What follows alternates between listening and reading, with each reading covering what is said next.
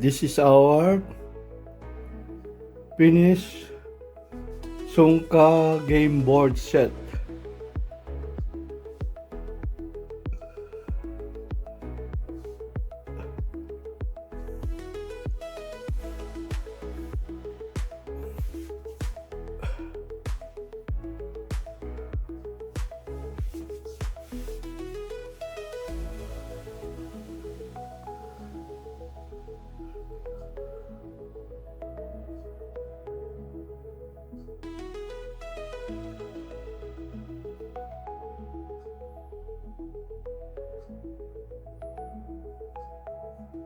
Hello guys, again we'll be again sharing another idea of how to make the SUNGKA board with some of materials found on hobby store or from our thrift store. Now this is the looks of it today. We'll be using a medium cup, and 2 pieces of that will be used left and right, and then we'll be using also 14 pieces of the cups. That is 7 on the side A and 7 on the side B.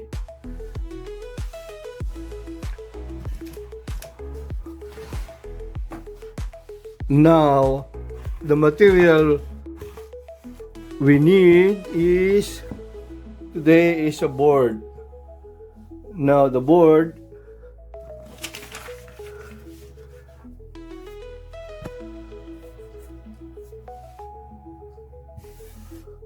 the wooden board is measured 3/4 inches thick, 7 1/4 width, and 40 inches long.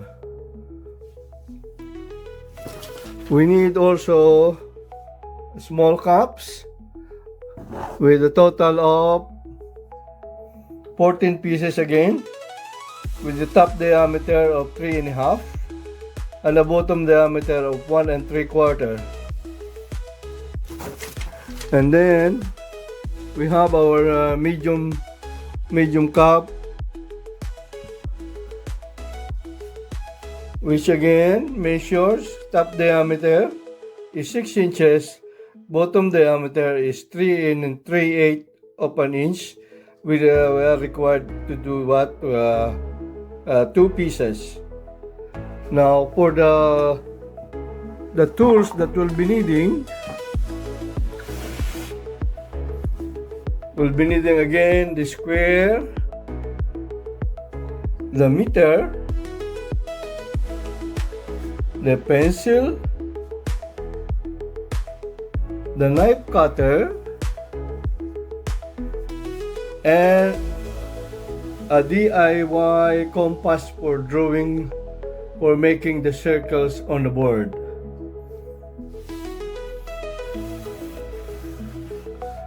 As I have layouted before, just for an estimate calculation,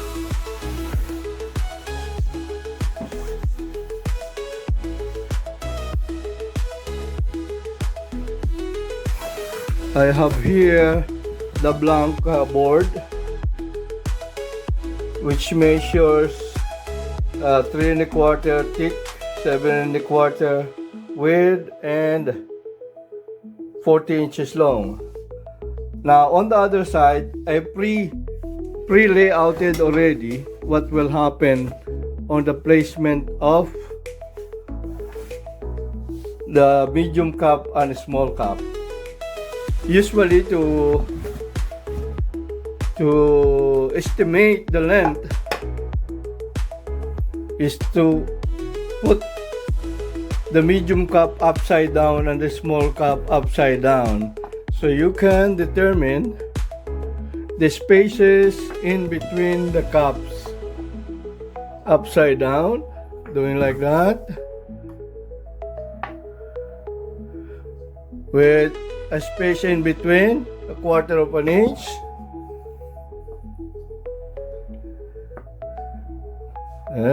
Just for a sample layout, so you can predetermine the length of the wood that you need. So the half of that will look like that. But when it's turned upside down again, it will be looking like this, which we have to glue on the board by the use of the epoxy, the quick drying epoxy glue. So from this layout, we can complete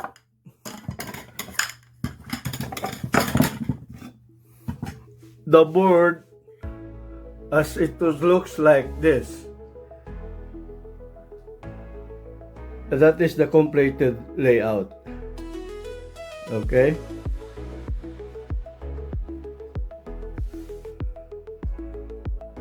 Now what happens here is we make a groove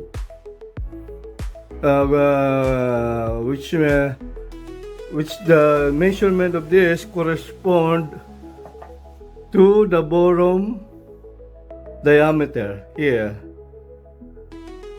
and the small grooves here, correspond to the measurement of this here. You can see the price of the cup. This is $1 each. Brought on the thrift store. So when we place it on the groove, it will look like that, and the bigger and the medium plate will look like that.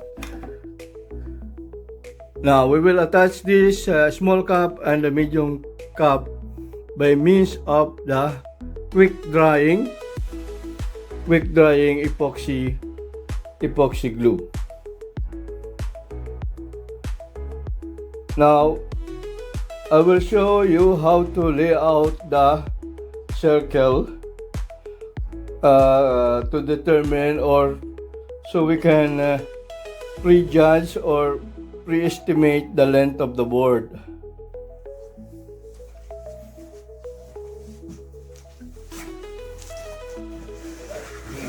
Just to show how I make the circle or the layout of the circle, we are using this DIY compass, which I have a pin serving as a circle, as a center.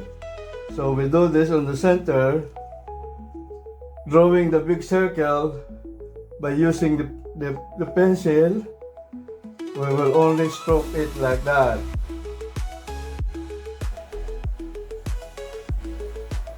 Now for the inner circle, we should have two lines. We do it the same way as the other one again.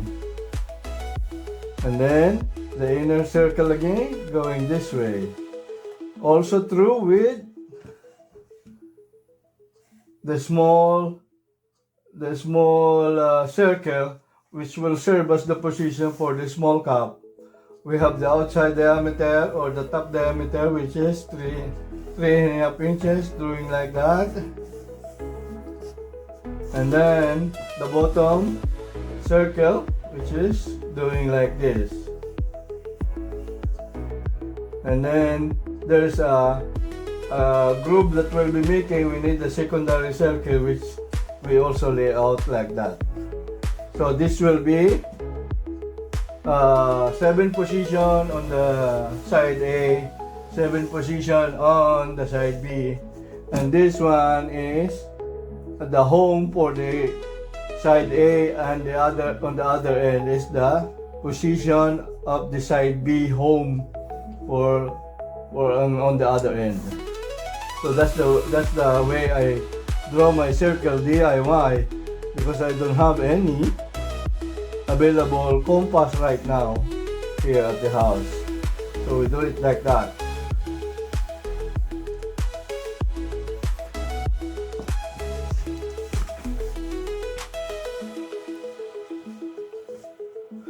Now in making the groove for this position, for this part of the cup, we will need the knife. So we just be very careful. So just cut along the outline of the circle like that. Anyway, the cutter is very sharp. So this is only a soft wood which we can manually carve the setting groove for the medium cup and the small cup. Do it like that, see? So you can make the groove out of your knife. Slowly but careful, because the knife is very sharp. Okay. Like that. This will be done all the way for the 7 position of the small cup, 7 position on the side B of the small cup. Also on the other end for the other big medium size cup. So the resulting groove will be like this. So that when you place the medium cup, it will stick right into the center, and the small cup will stick onto the center, which is identical to each other. Then at the end, or at the final assembly, we will use our epoxy glue, placing the epoxy glue underneath. Then we will just lay that flat on the board. Also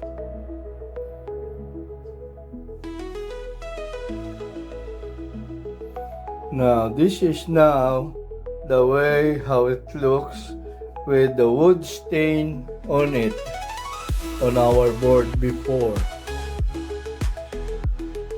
Now you can notice that there is a what they call white spot, because that is the left, that's the part that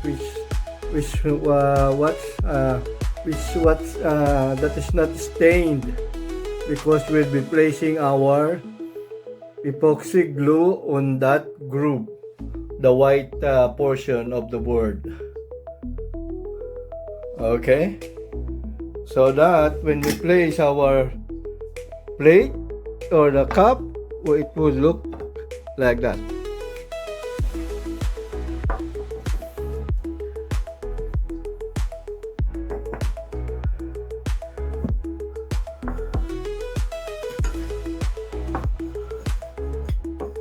And so on, just to complete the assembly.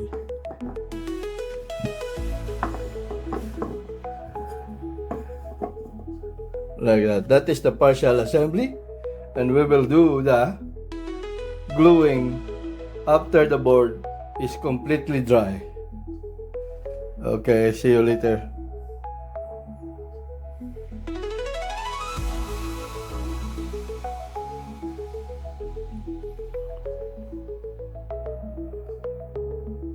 This is our finished SUNGKA game board set.